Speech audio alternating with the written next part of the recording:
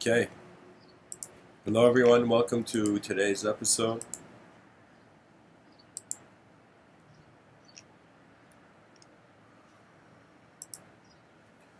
The title is Calling of an Advanced Civilization, and I want to kind of stretch certain ideas I've shared in previous talks. The main focus of this talk is on this idea I've been developing for some time. I call it Civilization 2.0.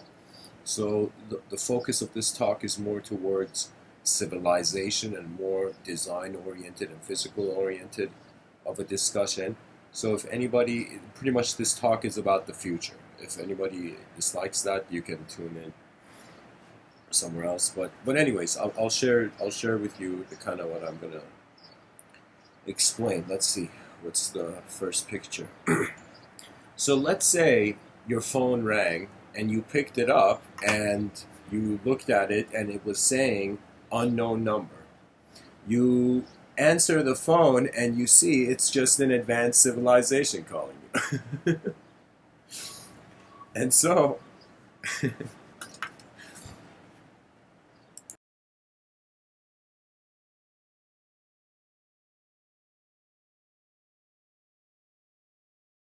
what first appeared as unknown actually ended up being an advanced civilization.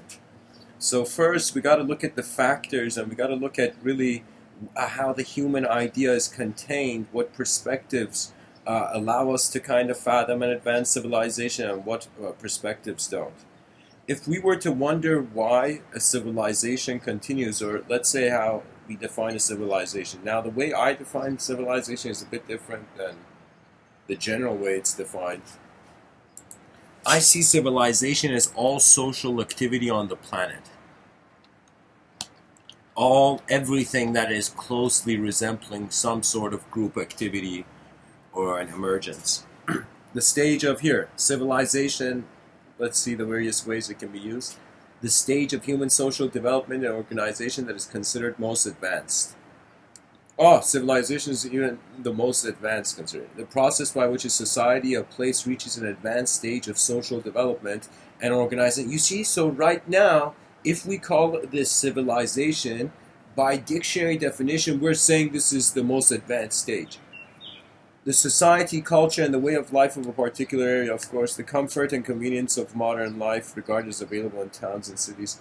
Yeah, the way I'm going to ask the listeners to consider the term civilization is that imagine just 8 billion creatures on a rock in whatever kind of thing they're doing on the earth that's around other minds. Let's consider that civilization. The movement, the social activity of all of our whole species, okay?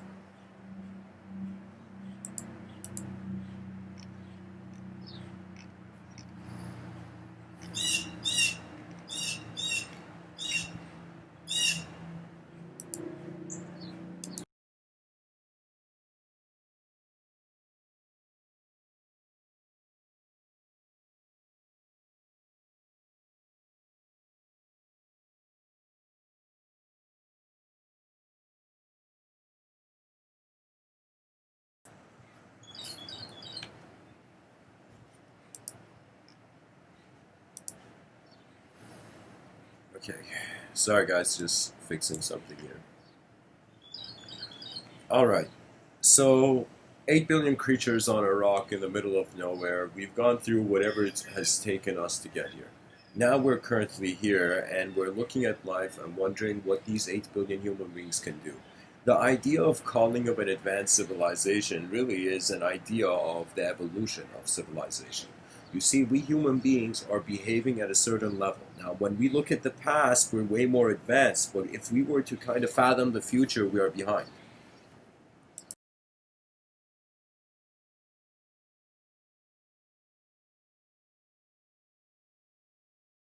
That means we are at a pioneering stage. Any human being alive, you can just imagine 1,000 years from now, whatever activity goes on currently is going to dictate that. We are kind of like when I look back at the first settlers in Canada, the first settlers that came to Canada, and if I remember correctly, I think it was Americans who were loyal to the Queen or something of the sort. But anyways, the idea was that the settlers, we look back at them now with our fancy cars and airplanes, and we're like, yeah, they were pretty primitive, you know. But when the future is going to look at us, we're going to be primitive. Okay, and that's an important consideration that if you're going to let yourself be judged, let yourself be judged by the future than the past.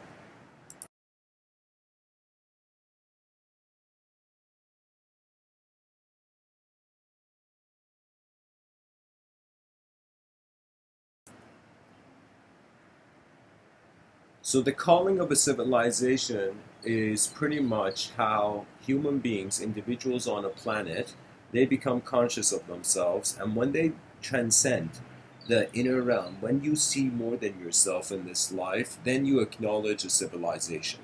Right now, people don't have an intimate relationship with their civilization. There is no story, and the reason is because all the there is no danger. There is no challenge that requires people to kind of get up. And also, all that challenge, it arises from the ethos, the story. What is the inspiration of 8 billion human beings on a rock in the middle of nowhere? you know so an advanced civilization is that the calling of an advanced civilization is when you as an individual reach a certain contentment of your individual experience and how far you went in your inner horizons. After you kind of fly through your inner horizons, you wonder about your own kind of road in this life. You are going to eventually see that your road is present somewhere where all the roads of other beings are on. Manifestation, physical reality, it's like a mountain, a bunch of attributeless points of attention are climbing.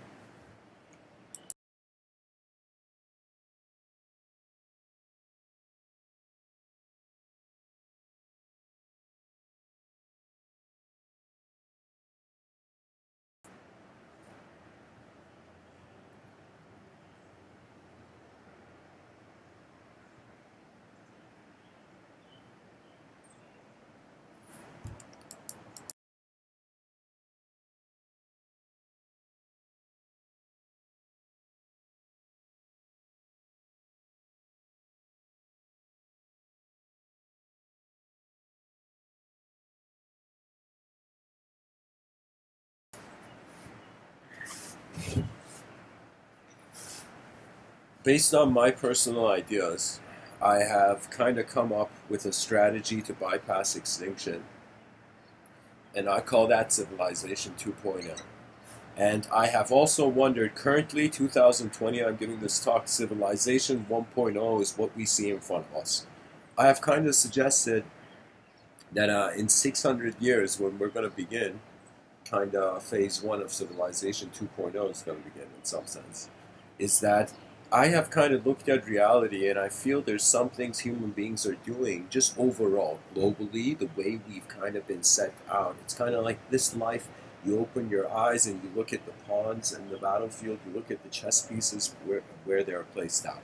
So I kind of looked at the chess game of human history, human evolution, and kind of wondered about extinction. And I realized our extinction is limited to our environment. So wherever we are, whatever happens to that environment, it's like the karma of our environment becomes our karma. You know, you enter a bad neighborhood, you automatically have karma. you know.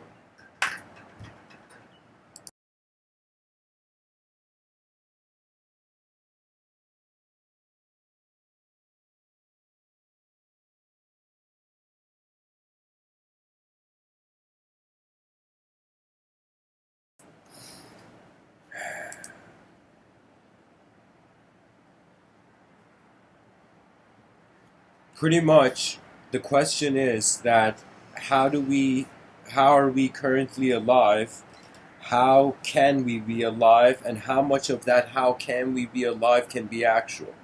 Really, the human being doesn't have much to do. Really, we're spreading out through our whole life, just allocation of resources and survival. That's not enough.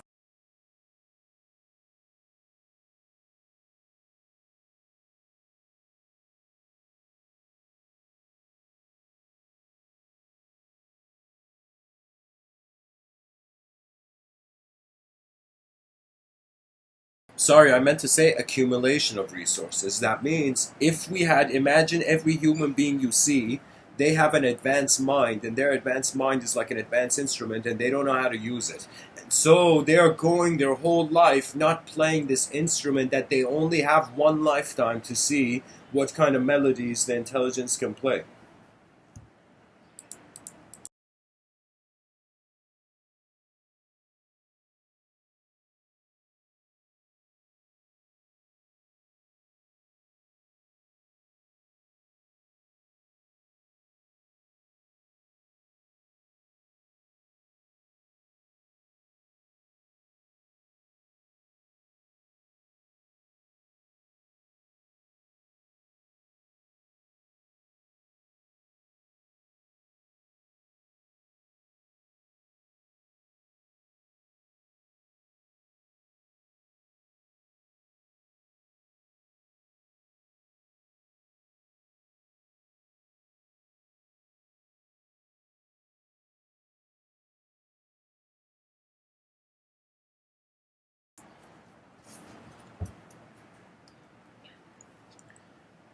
I can imagine no greater game to play.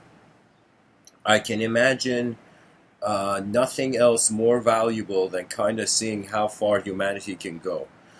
Civilization 2.0 is this idea that I feel like this is Mr. Within strategy to bypass extinction for our species. We have to design sky cities. In 600 years, there should be certain transformations that we begin to realize not the evolution of just human psychology, but the environment where human psychology is found in. Right now, we have painted the face of Gaia and we have declared ownership of territory. And so, right now, nations are in some sense controlling reality. Now, there's nothing wrong with this. It's actually a development, and I have nothing against nationalism, even though I talk about moving beyond it. Because the nationalism was very crucial to the development of language. That means a lot of major languages in the world, there was no such thing as major language. There was just different dialects, okay, different ways of speaking and people in different groups. But when nations declared their individualism, their identity, then suddenly there came a certain language. So nations began kind of helping humanity speak the same way. But the issue is that any sort of nationalistic movement, what a nation really is a two-dimensional declaration of an ownership of land. What does that mean? That means it's a metaphysical relationship with the physical.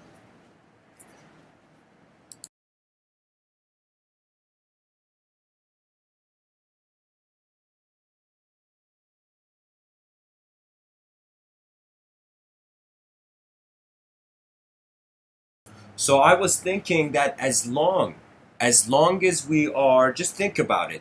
Imagine if we were living in sky cities all around the world. It would solve not only the problem of overpopulation, it would not only solve the problem of resource allocation.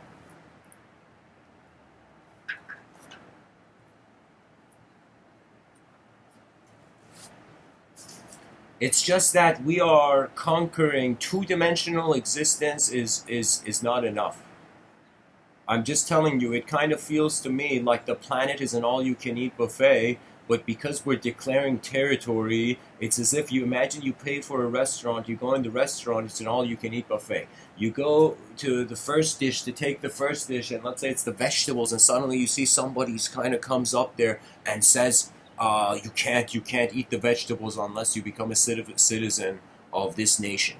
And you go, you're like, okay, I can't. It's like you go to a different dish and you see all the dishes of the buffet. There is an ownership. But imagine if everybody was seated at their table and food was delivered.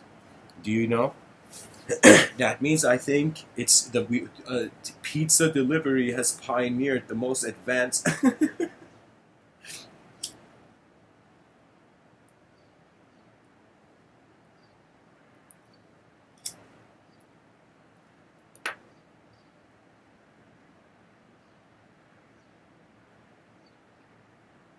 So what I'm trying to say here is that it is abstract ownership of something that literally you can't give it a subject. That means I do see a tree, but it's like whatever I name it, the trees, how the tree is doesn't bother. You know, the tree, the physical reality. It's like our minds are an invisible layer upon the world. And within that invisible layer there's movement. Right now I look at that tree and I can see, even though there's no squirrels on it, I could see suddenly 10 squirrels running up the tree at the same time, you know. So the mind adds something to the real. So that means the mind surpasses reality because it can add and take away to some degree, you know. It doesn't mean the mind is not real. It just means that in a unique condition in nature, matter became a subject to itself.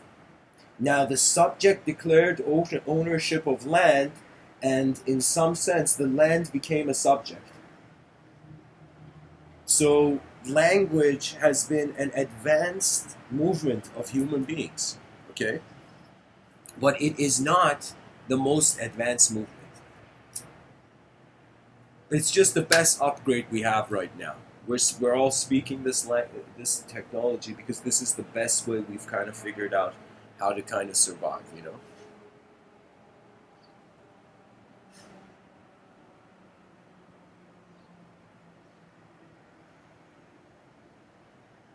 So for me, guys, if we stop occupying two-dimensional space and we live in three-dimensional space, think of just we master as a civilization building sky cities. We will surpass any natural disaster on the surface of Earth. I remember I saw the video of the tsunami of what do you call it? The tsunami of that happened in Japan. I don't remember the year, 2010.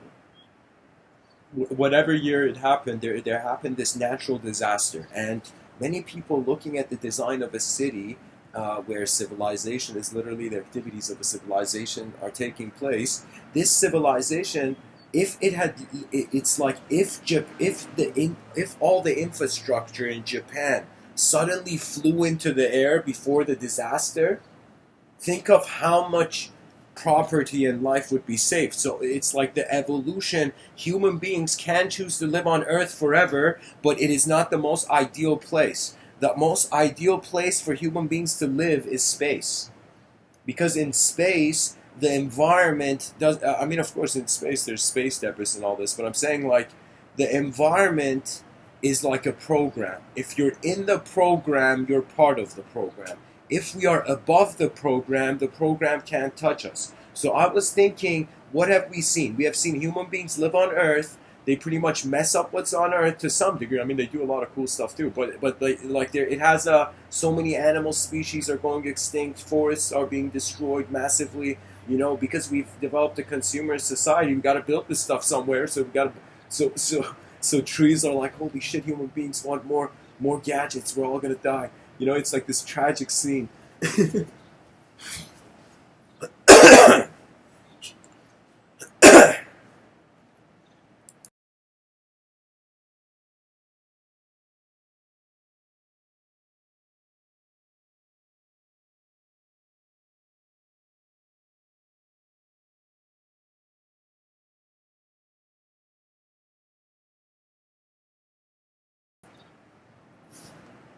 So that's the idea.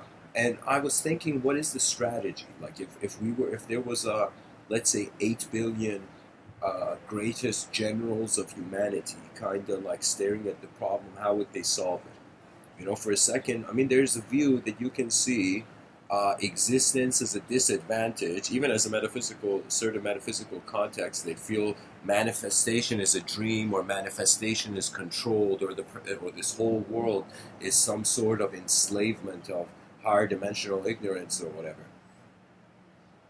I feel this world is like an empty piece of paper. I would call this, sometimes I could say, I call it the empty piece of paper effect. What does that mean?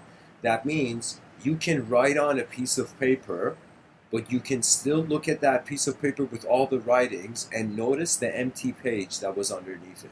And it's like we as human beings have attempted to build a civilization, but how much are we aware of the empty page underneath it, that regardless of how we have written civilization into existence, into meaning, into whatever way we have acted, what else can it act? You know, there was this question in philosophy where this teacher wrote it as a bonus question on the exam, and the bonus question was why. So everybody had answered the regular questions of the exam, they'd come to this bonus question, and the question was WHY question mark. Just why. And some people wrote because of God, because of this, because of the Big Bang, because of various things. People wrote different answers. The next day, all the students were very fascinated by the question. They wanted to see who got it right. They asked, and the teacher said only one person got it right. That kid stood up and he said, "My answer was why. Why not?" That my answer to why question mark was why not. That means imagine you're trying something and someone comes and tells you, "Why are you doing it?" And what if in that moment you looked at that person and said, "Why not?" You would see after some point it's like the empty page effect.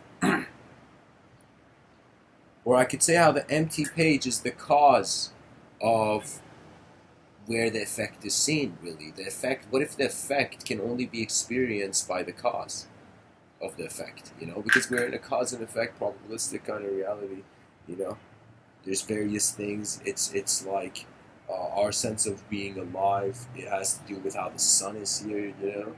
The distance from the sun and whatnot.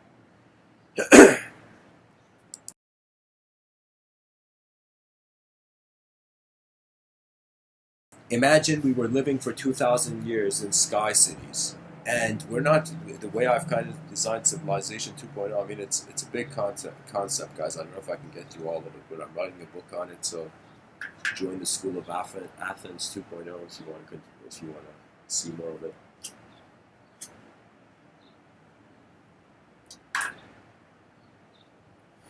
I feel Civilization 1.0 is empty. I feel Civilization 2.0 is Civilization 1.0 is void, Civilization 2.0 is infinite, and Civilization 2.0 is the infinite void. That means, I remember, I think I said it once, in 3,600 years, I kind of saw our civilization properly becoming interstellar, and then a movement towards Civilization 3.0, and that's a concept where I say it's an advancement beyond the language threshold. That means I feel that it's not just a physical game that's going on, that there is that intelligence in space before the space is defined. So it's like there's various factors, you know. One major factor of how human beings behave is their environment. Another factor is not just their environment, but how their environment acknowledges them and how they acknowledge the environment. You know, I have this kind of bad habit that certain environments, if I feel too dishonored in, I just stop caring for. You know, which is not the best attitude, of course, but it's just like some people have idiosyncrasies, of course. I think what it is that people want to feel efficiency, but they want a result-oriented efficiency. But before you can see the result, you got to go through a series of various actions. That means when I thought about what it really means to attain mastery of something, I remember Robert Greene, or I don't know who it was, somebody in history had said 10,000 hours you need to master anything. I mean, like, give it a long enough time, you could say 20,000 hours, you know, whatever amount of hours you can say. But the whole idea is the person is constantly going in to that new moment and revisiting the unknown in the day and giving it a try and then getting their own feedback. So that means most people, they look at the feedback of other people's experiences, but I don't know how many people actually look at their own feedback and what their life means, right?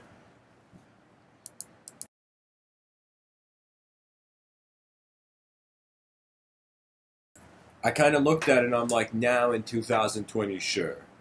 People are from different nations. When it's New Year's, the New Year is different for other nations. I mean, that really, it's like, I think New Year is when we're all reminded how abstract time is.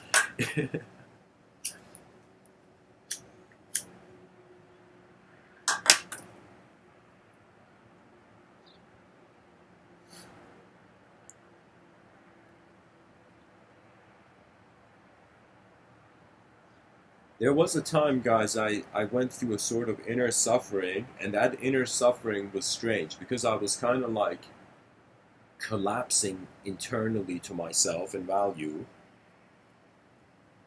But at the same time, I wondered, if I don't know the depths of who am I, who I am, then who is dying? And I thought of this idea of not knowing who I am before I die being strange, being a very strange idea.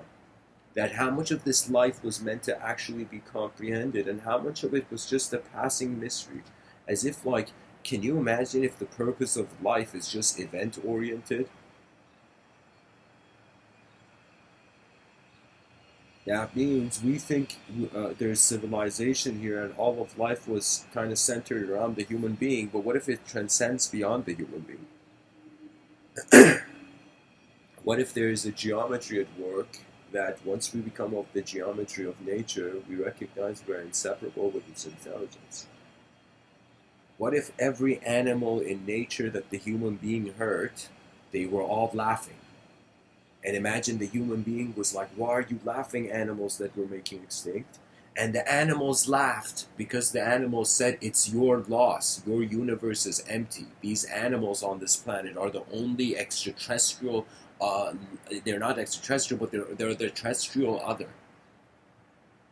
And in my science fiction, I've kind of envisioned, and of course in the year 5025, where animals have been incorporated in society through advanced technology. That humanity did not forget its nature. So now that I've opened up ideas of Civ 2.0, Civilization 2.0, which is pretty much my, believe it or not, it's my life's work.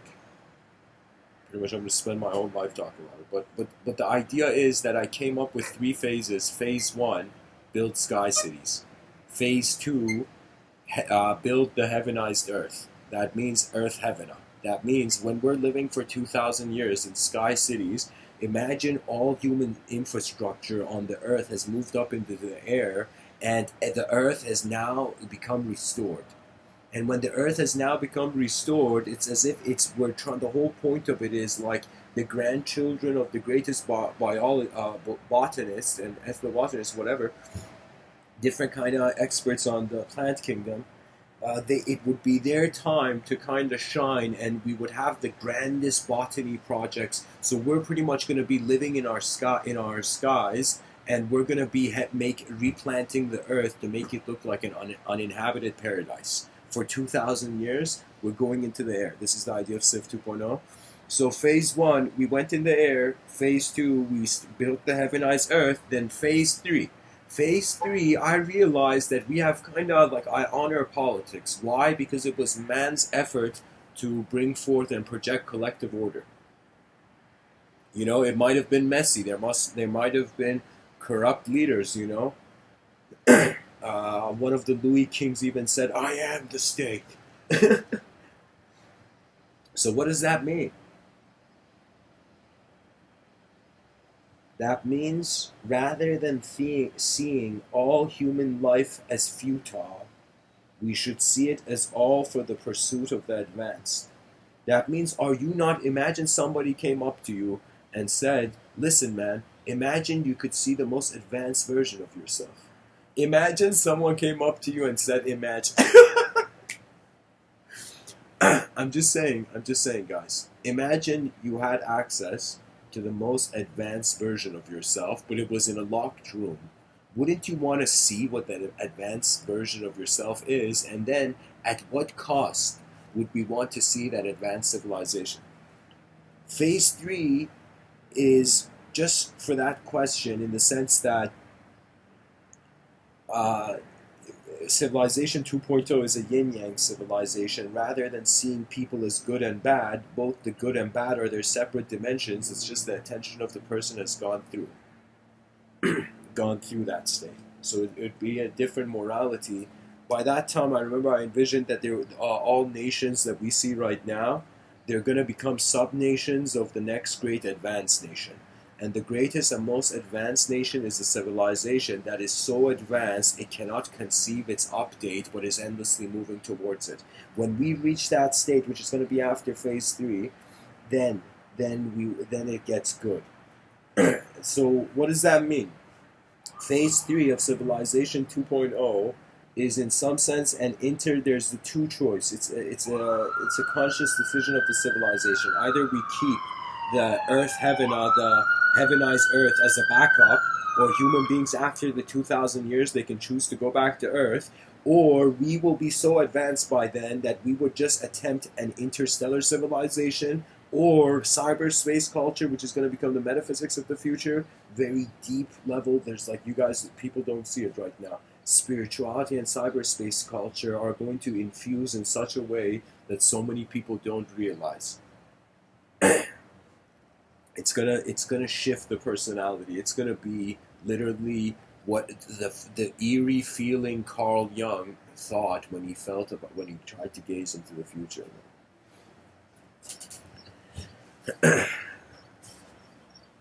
So phase 3 would be either an advancement beyond the language threshold, or an endless population of the human species over the galaxy.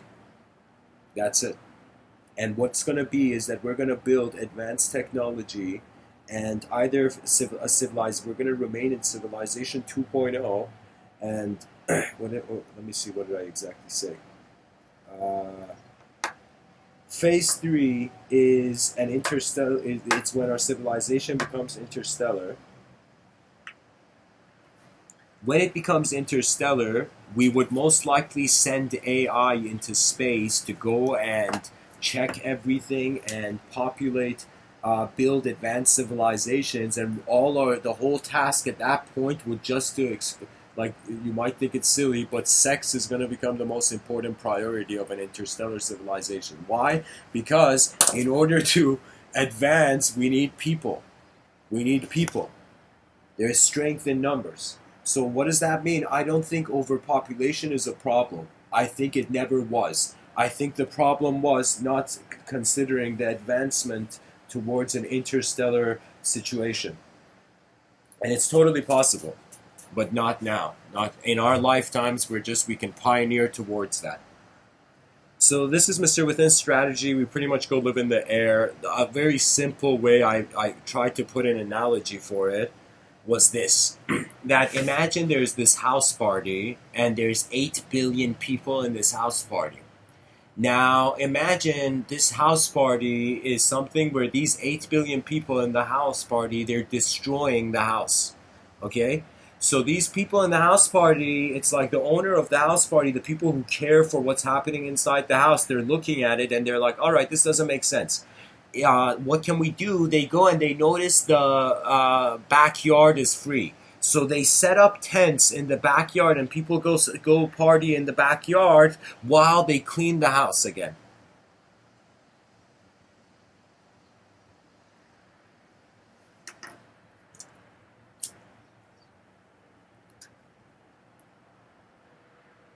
So that's what I'm saying. Imagine you have a house party. People are imagine it's your house. The people are destroying the house, but you want to keep the party going. You want to keep the advancement of civilization going. So while people are in the tents, we clean up the house, and then we have a choice to keep partying at the house or go party at a nightclub, which would be an interstellar situation.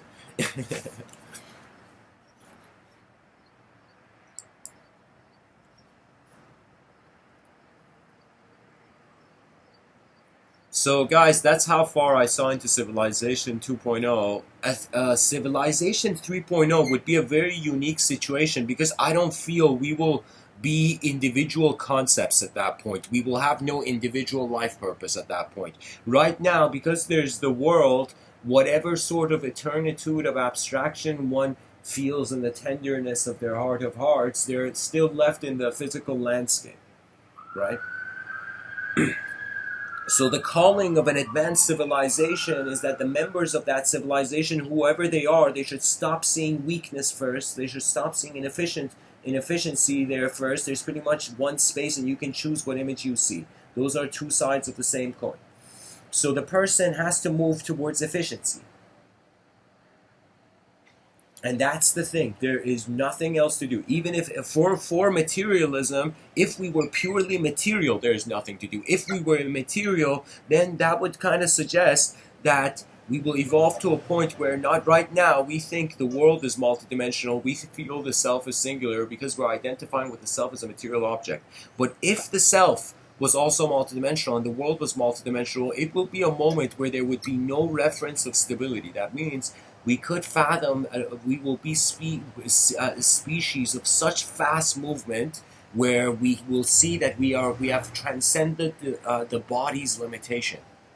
So we would either connect our brains would become so advanced that we would either connect it to multiple bodies or I don't know. I can't. I mean, I have certain visions on it, but I can't really put them to words.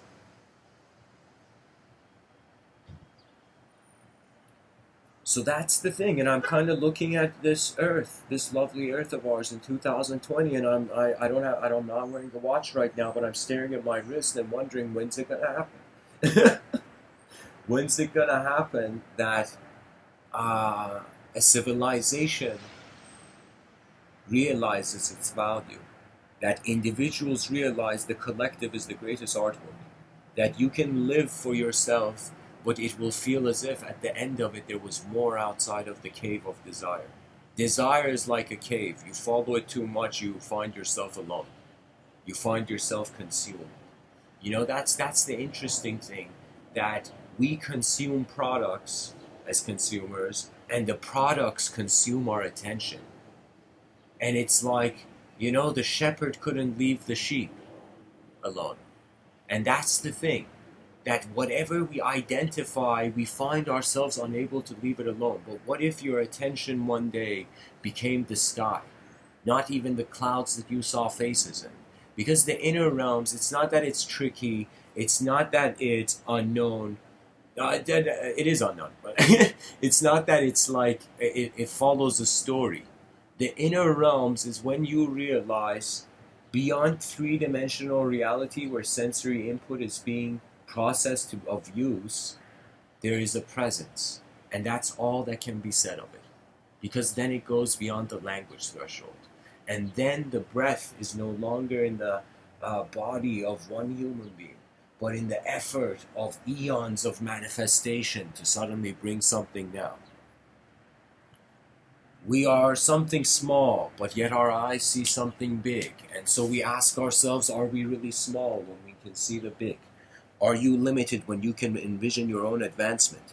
There is somebody, so one of the listeners kind of, as a hobby, I sometimes kind of, not kind of, I study kind of stories.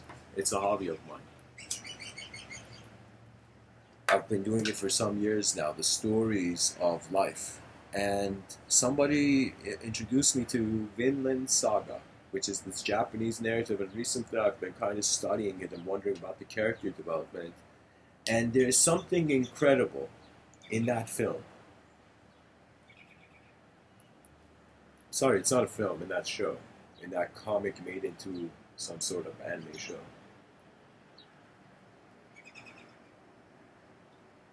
The character loses everything.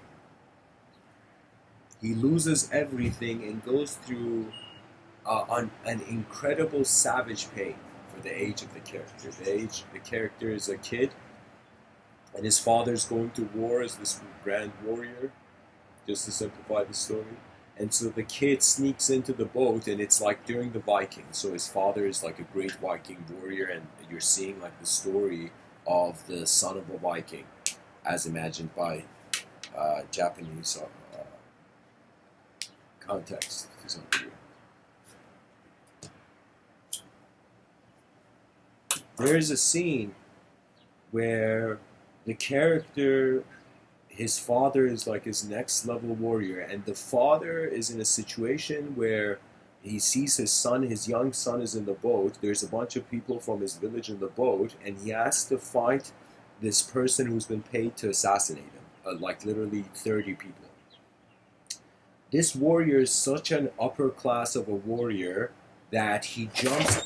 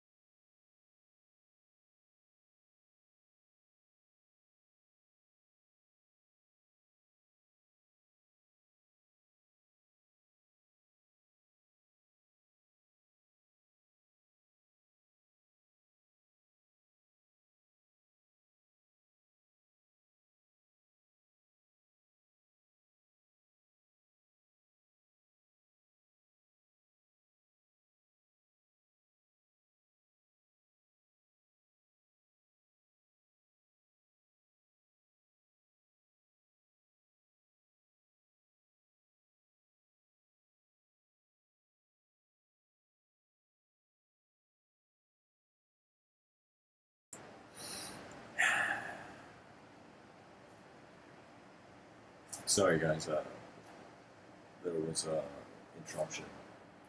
What was I saying? Vinland Saga. Yeah, pretty much. The warrior is there. He sees it's a messed up situation. He sees he has to defend his family and whatnot.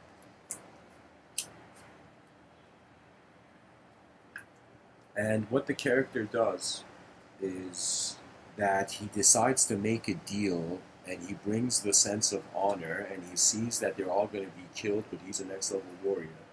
And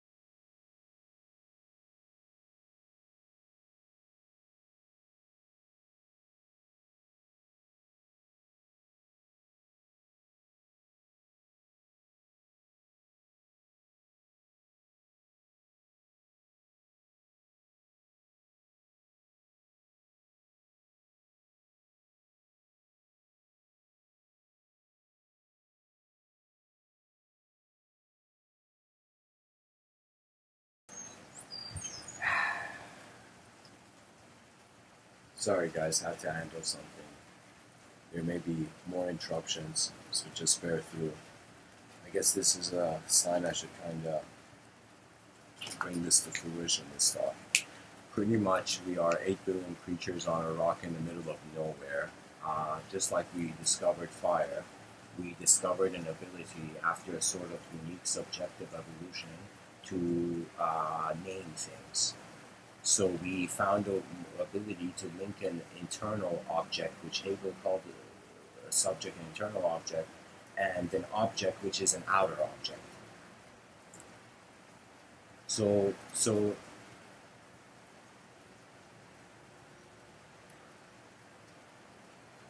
this internal object, this ability of kind of imposing language on phenomenology and kind of making reality out of it, is a suggestion that every word we use for phenomena is not the phenomena. Language is a hollow simulation upon reality, and it allows to extend reality and see its potential. Behind your eyes, it's like imagine you're an energetic moment. I mean, not imagine, like you're energy in this moment and you're conscious. Okay? Now, in front of your eyes, you're conscious of materiality. Behind your eyes, what are you conscious of? What is that behind your eyes? And you'll notice it is either image or language or some event or symbology. It's as if like behind, if you close your eyes, you still see stuff, but it's not stuff, it's internal phenomena. Inner phenomena in your inner realms, as I call it. Okay?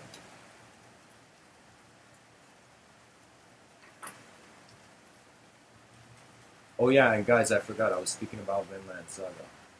Anyways, guys, it's just, I don't know, maybe it's like I've gone in 4 episodes into this, and there is a scene where this man named Thors, he goes and he defeats an army of 30 people, but he gets killed at the end, and the guy who fought with him honors him at the end because he was such a next level warrior.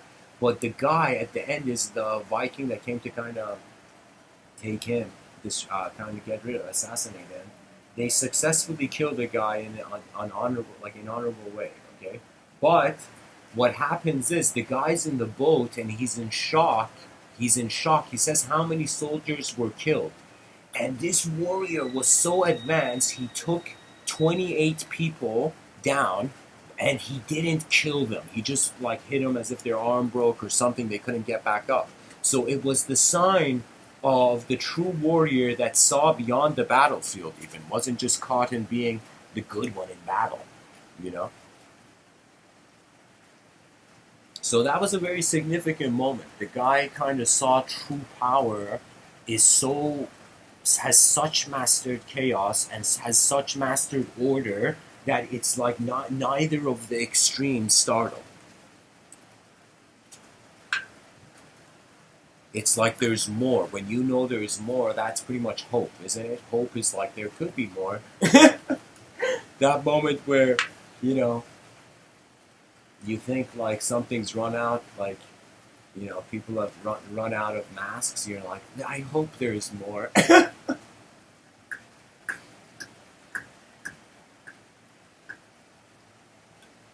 Anyways, I think it's all like all of life is this character development, but this character is like two characters, and in front of its life and out of its life. And the character in front of its life depends really on how the inner life is being processed, structured, how the child is opening up to values. Certain things that I was told in my youth, not everything, but certain things I kind of later on I wondered, okay, let me go look at this idea for myself for the first time and see how I get introduced to it, you know?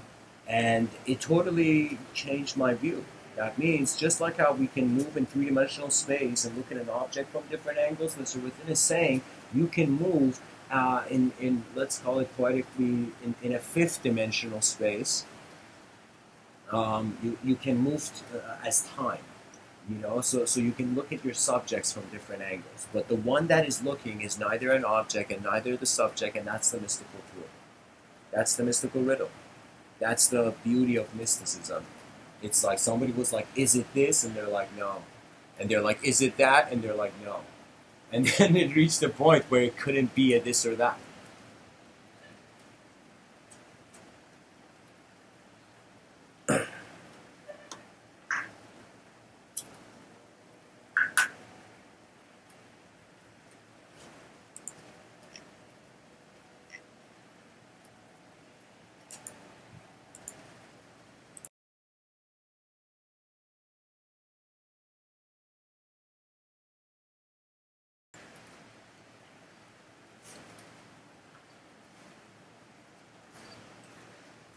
Imagine a civilization that wasn't using its mind to do something that robots could do, but was using its mind to kind of wonder about how far the edges of civility, the edge of any system that has endured can go, you know?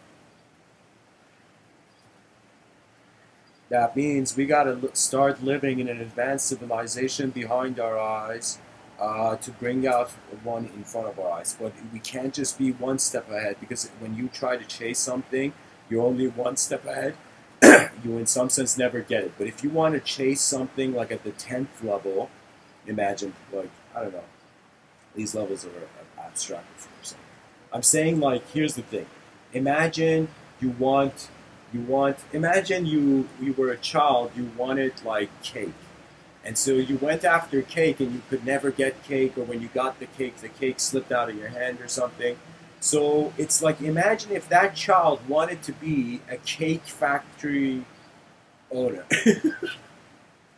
Let's say that child wanted to be Willy Wonka, you know.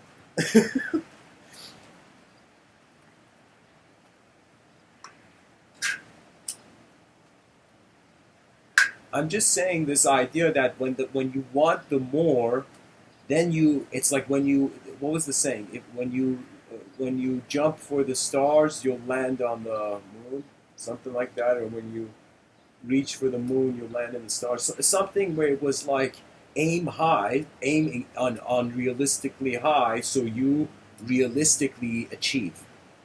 You know, I would say that's the more modern method.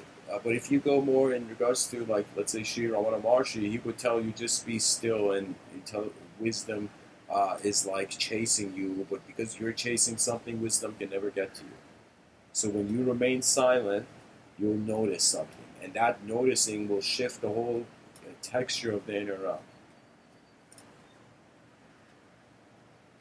You know, people don't go to like self-help gurus like, how can I walk? They know how to walk.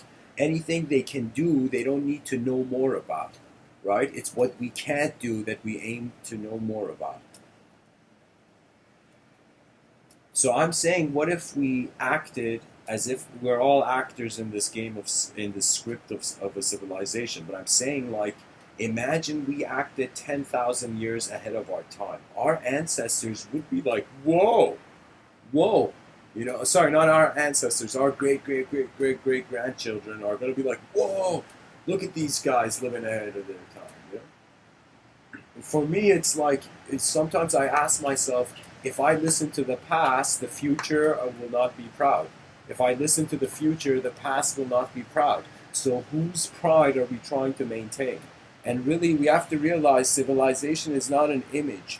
It's like a film. We're all here not because of some story, not because some character, some site in space was like, all right, human beings, it's your turn. Yeah. I feel we're here because there is design. Design is like a dimension, the subdimension of any story.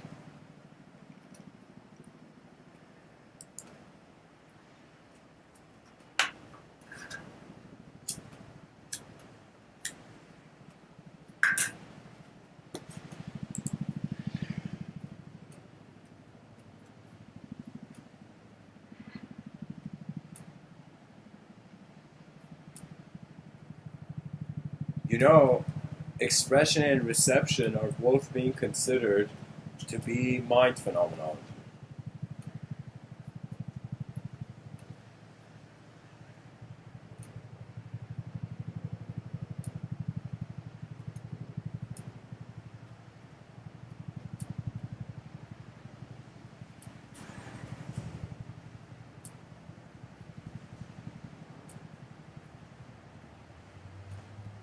Really, that's the beautiful thing.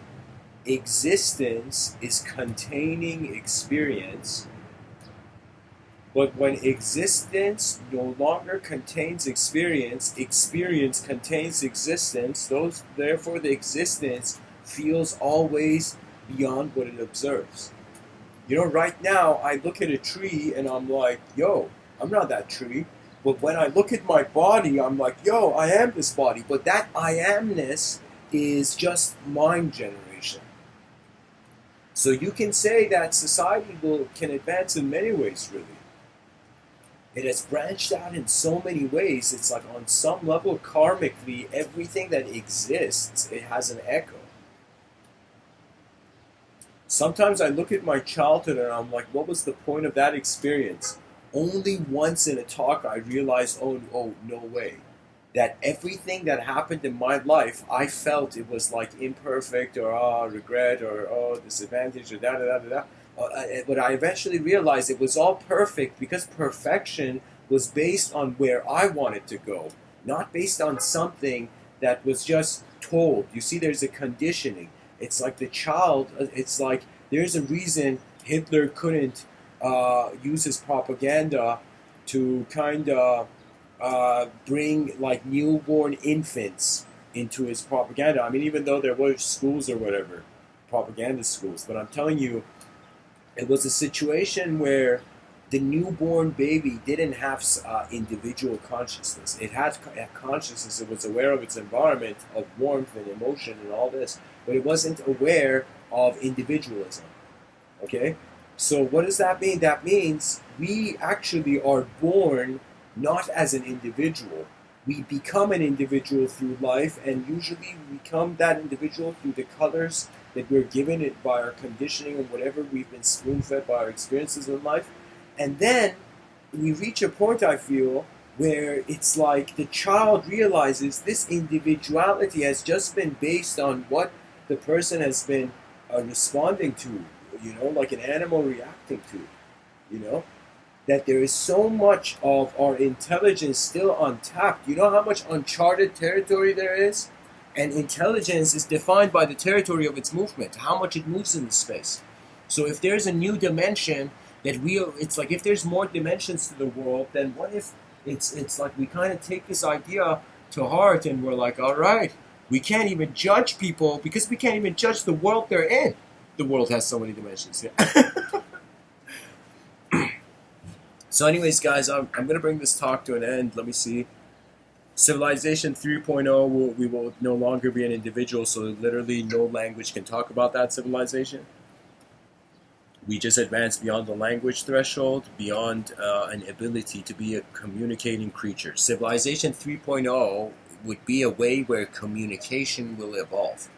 Right now, the way things are coming to motion, you could see it. It's as if things are getting ready, as if the eyes of the human being are these rare cameras, and everything in the world is appearing with the coordinates of a relativity to them. So I feel we are actually like the spoiled, rich species.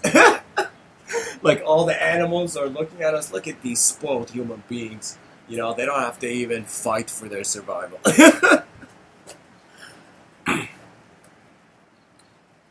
We are like, can you imagine? Can you imagine? All the animals feel we're all like the aliens.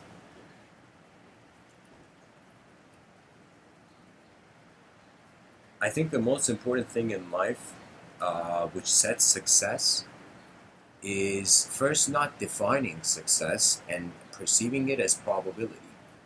For me, there's always probability before, and even everything I speak about, it's as if it's literally branching through the talk. Everything I say suddenly branches out. Because certain events, the more dynamic they are, they relate to the whole environment. That means it's very hard for me to say, am I just this body or am I my whole awareness of everything? That's where it's like, it's like the way I'm a body is because I'm aware there is something more than the body, And we say, my body. When we go to the doctor, we say my arm hurts or my shoulder hurts or my. It's as if the me is a transcendental phenomenon, It's as if really look in the mirror and ask yourself, you can see your body, but can you see your mind? No, your mind is the one looking. So mind is attention that navigates through elemental conditions that project sight. I would say something of this sort. So anyways, guys, I would say this is the end of the talk. The calling of an advanced civilization is just you realizing you have one lifetime with the DNA. You're given this kind of hidden instrument that you have to learn to master and find its secrets. You know, kind of like how Beethoven said, don't just practice your art, but force your way into its secrets, for it and knowledge can raise man to the divine. That means as you pursue something, you also get acquainted with its nature. And as you get acquainted with its nature, you become aware of your own nature, and so you become a witness of both realms, and then you become superior novelty. And once you access superior novelty, you'll look at reality and you'll be like, oh, I get it. Life's purpose has to be drawn. Seldom is this said, but an advanced civilization is the greatest work of all.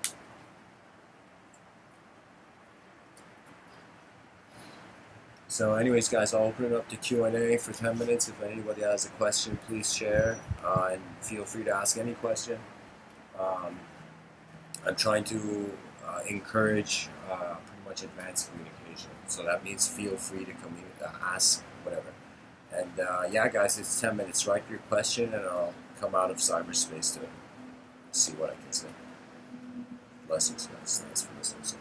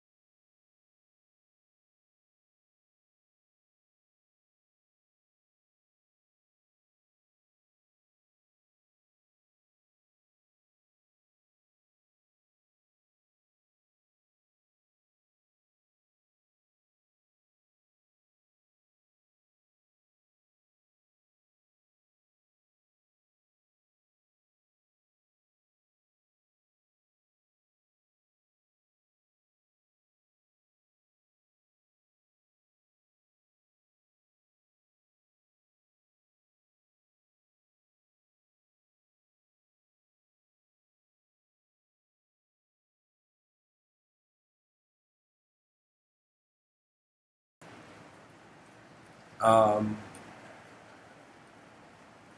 Discriminatory says in the chat section, are you satisfied with where you are in life? And if you could dish out in a short sentence what your life is about.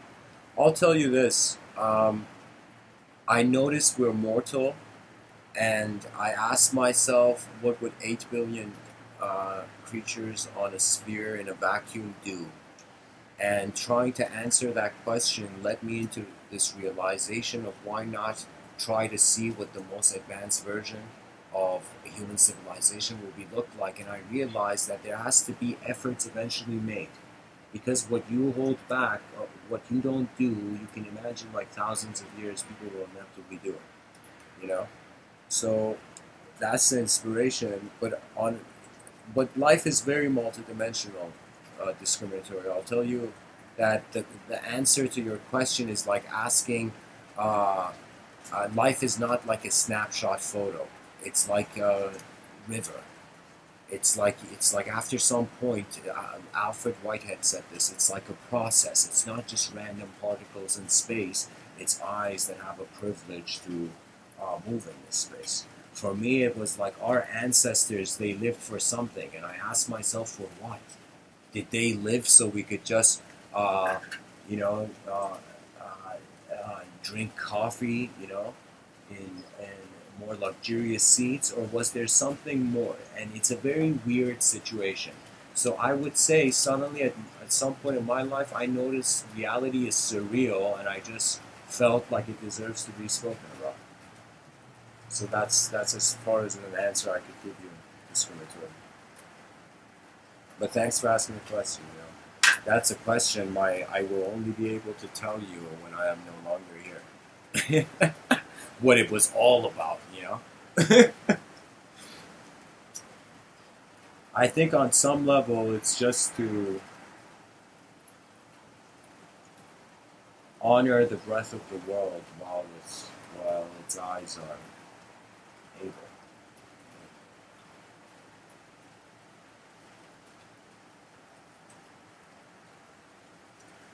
It's discriminatory. It's not too much of a linear analysis because we're not just robots, okay? We're not just instruments of rational calculation. Rationality is like a lens we evoke, similar to the acknowledgement of chaos, you know? So I'm saying that in this life, it's like I ask myself, what is the most important thing for me?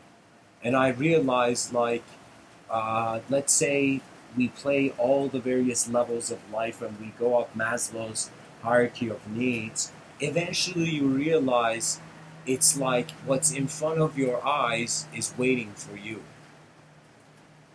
And that feeling is, for me, an evolutionary return to nature. Because it's weird, isn't it, that we talk about evolution, but we're not wondering where we're evolving to as a species?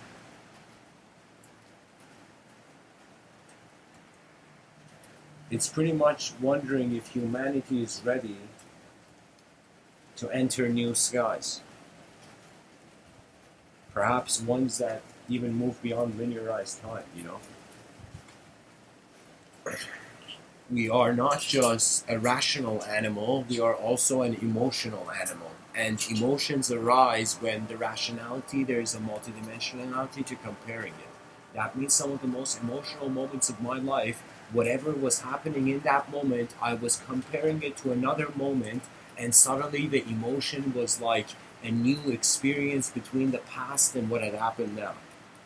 You know? I think when a person becomes emotional, their eyes are living in multiple subconscious storylines. You know, there's a view on psychology that we were nothing and then we became oneself. But then there's another view. There is another view that we were infinite, just like how endless particles make up how like an atom, it's made of subatomic particles. Similarly, it's like wondering if uh, you're wondering if the ego has subatomic particles, and that subatomic particle would be a recognition of the witness. So if Hegel considered a thought as an inner object, and we wanted to break that object and to see what it is, it's like people have tried this, many mystics have tried this, and the resolution was that you come to the viewer. It was like how Rene Descartes, when he spoke about the mind-body dualism, he eventually doubted everything. His method was like doubting everything until finding the truth that he can't doubt. And so he realized he can't doubt the doubter. The one having the doubt, he can't doubt it. So he concluded reality is selfhood to an isolated thinking subject. You know?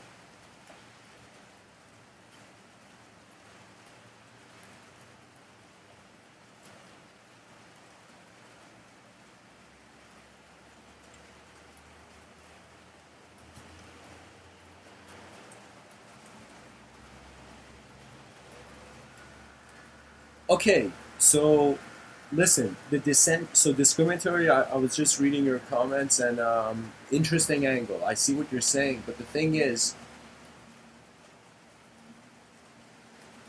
just a second. This song I'm listening in the background is too ambient.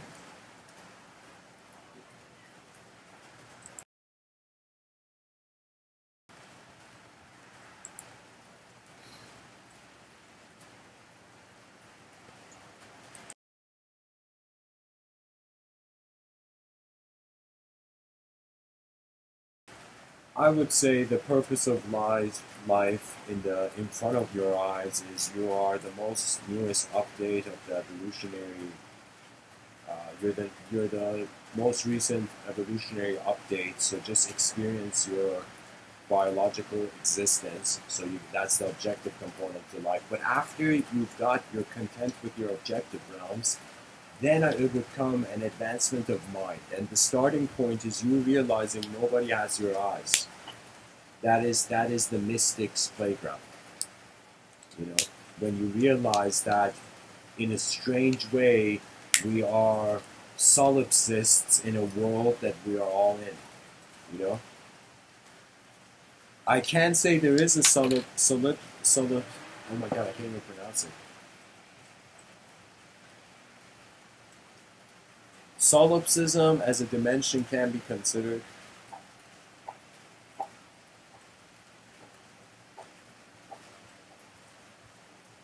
No, no, no, discriminatory. You're actually, don't doubt yourself, you know? Leave that for Rene Descartes.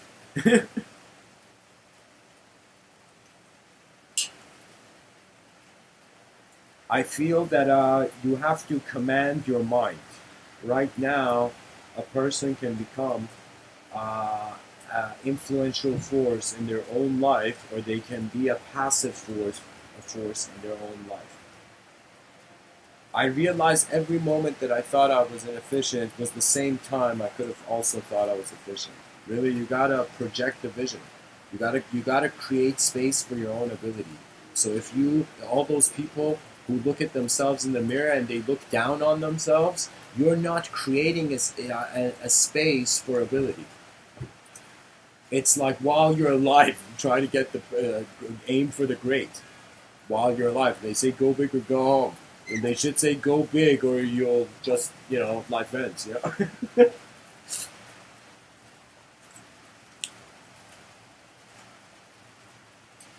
Oh my God, discriminatory.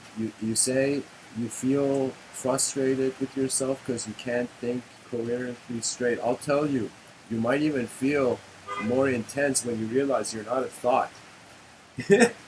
You're just an energy, and your attention is can conduct your energy levels. That means before I sleep sometimes I close my eyes, I just listen to my breathing like it's a exotic instrument. And as I listen to my breathing, it's like I scan my whole energetic existence with every breath, inhale and exhale. When I relate it in my inner realms, usually to ocean waves. Not, I didn't say be aggressive. I said see the efficiency. Think as if there's no good or bad. This is what I feel is going to replace a narrative morality, which is morality based on story. It's going to be based on morality, based on experience, and based on efficiency and inefficiency. Okay. And so, what does that mean? That means when a person made a thought what was a sin, instead of seeing the word sin, imagine the person sees inefficiency. Imagine what was a good deed, for example, in a religious narrative, was efficiency. And so, I think we would have the greatest Renaissance-like movement on this planet, and I've coined it the multidimensional Renaissance in other talks. This multidimensional Renaissance will happen when every person attains, through a experience, a realization of it's when the scholarly vision is born. When you realize, even though you're in a civilization, the inner realm is on an island. So it's like when you're on an island, you use whatever tool is around you. Now imagine Mr. Within is saying your mind is on its own island in the inner realms. Now it can choose to move beyond them. It can choose to focus it on reality. There was a time, guys, I didn't care for the world. I'm saying that very honestly. I didn't care for the external world. It wasn't of interest to me. People would came and said, pay charities, and I was like, you know, uh, I was like, I gotta pay my own charity first. Yeah? I gotta get my own manners in order. And so it was a situation where I saw myself before I saw my civilization, but only when I reached a sort of I would say experience of myself. That experience, instead of making me trying to escape reality, made me realize reality was when I was born, I was where I was meant to be, not where I was before I was born. So I am a person who the mystics, I would tell you, every school of thought may scold me. I'm not joking. I'm kind of like just politely watching and waiting to see, because what I'm saying is that language is the imposter. But language is not the imposter in the sense that it is a technology we're using. Imagine Tony Stark stayed in the Iron Man suit so long that that is like, again, I kind of make this joke that kind of I use it as an example in this talks, and I kind of made it into a joke. But it's like Tony Stark's wife comes to Tony Stark, and Tony Stark hasn't left the Iron Man suit, and Tony Stark's wife is like, Tony, what are you doing? You know, your kids miss you. You know, and Tony's like, honey, I can't. You know, and he says, I'm no longer Tony. I changed my name yesterday, first name to Iron, last name to Man, so I'm legally just Iron Man. You know, and Tony Stark's wife is like, Tony, your kids miss you. They need a father. They don't need an Iron Man. You know, and then Thor's like, Thor's hammer accidentally falls in that moment right on Tony Stark's suit, and he realizes he was never the suit. And that's what I feel. I feel society is where we suit up, what we suit up in the abstraction that is left to our display. But in reality, people are way more complex than how we simply perceive them. So, anyways, all that was the kind of, some way of me answering your questions for the day. So, guys, it's been past 10 minutes. If there's more questions, share. If not, then I will leave with the wind.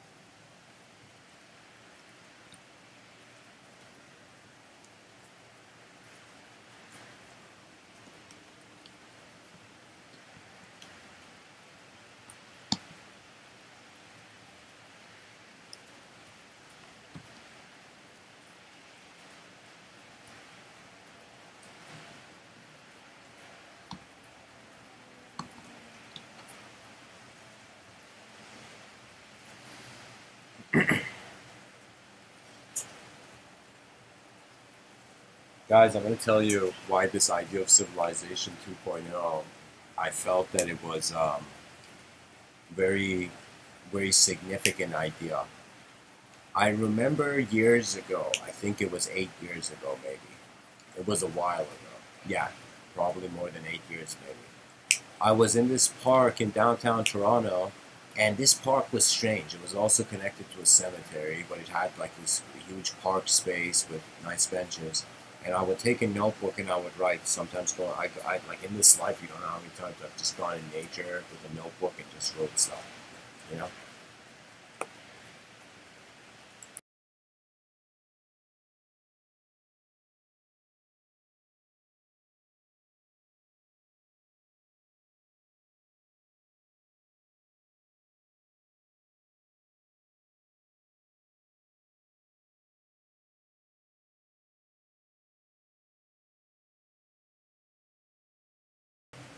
I remember on that day, I wrote some stuff. I had my notebook, and I just went for a walk, and there was this trail, and I walked on the trail, and the trail ended up going into the cemetery, but it was a sunny day, and it was like a nice vibe, so I just go in. And I remember as I'm walking between, like, on my right side is the park, on the other side is like the cemetery. As I'm walking, I kind of see this squirrel that's kind of locked down, as if like the squirrel was like a statue in that moment, and it was just staring. I felt it was looking at me, but I felt it could have also not been looking at me, you know. But I saw this thing, and playfully, my hand just, I was walking on this like intuitive, Taoistic, silent walk, and automatically my hand, my index finger, just raised to the sky, and I pointed to the sky, and I just smiled. And I was in this strange intuitive walk, and for a second I was like, wait a minute, is like something communicating through the squirrel to something communicating through me? It was a very strange vibe. It felt like the moment was like an event. It was like the soul of the moment was the whole event. And I just raised my hand, and the moment I raised my hand, it was coincidence, of course, but like the squirrel just moves, and the squirrel was like maybe 5 meters away or something. It was a far enough distance for it not to react to my hand, but it was just like at the same instant it moves, and it was this blissful feeling. And there was this sentence that throughout my life I've heard it a couple of times. It just, in my inner realms, it just comes. In the most intense moments of my life, in the moments where I even look down on myself, in those moments this sentence comes as like a strange guide. This sentence was rise, mankind. Rise. These three words, rise, mankind, rise. These three words made me suddenly realize that while I have been living my whole regular life as a person, I have been feeling something else. And by trusting that feeling, I managed to some degree uncover that life is not just, again, particles in space, it's a rhythmic relationship. And novelty is like how the ceremony of the past going towards the present, going towards the future, yet all feeling like the generation of the present. Kind of like Einstein saying, we created time so everything doesn't happen all at once. You know, I remember saying this thing about Plato. Somebody came to Plato, somebody, like a friend of Plato was late. He's like, Plato, quickly tell me, what time is it? And Plato didn't have his sundial. And Plato was like, time is the moving image of eternity. And he's like, no, that's not what I meant. Tell me what time it is. I'm late for work. Plato's like, no, you don't get it. Time is the moving image of eternity. Eternity is never late. You know? And the guy's like, God damn it, Plato. Of course, guys, I'm animating that, but time is a moving image of eternity is a Platonic quote.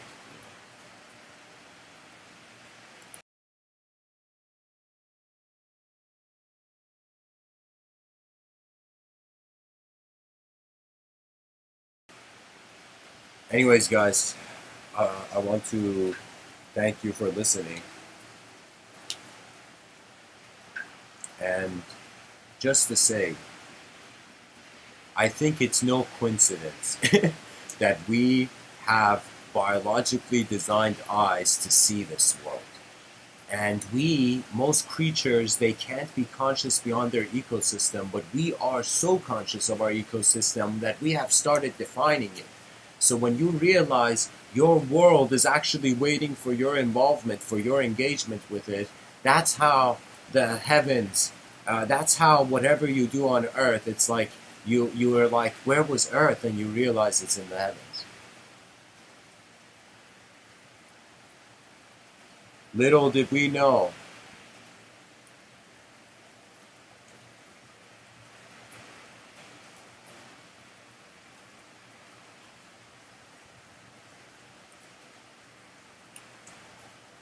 Paradise built earth.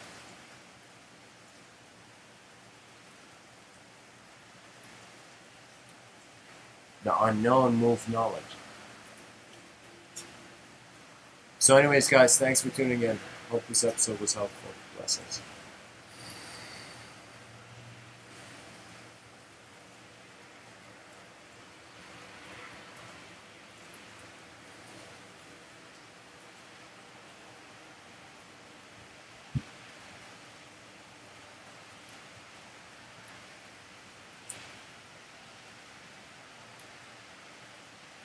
Live for the advancement of your civilization.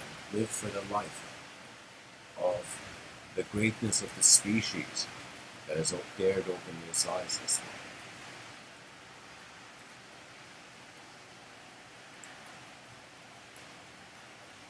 Rise, mankind. Rise.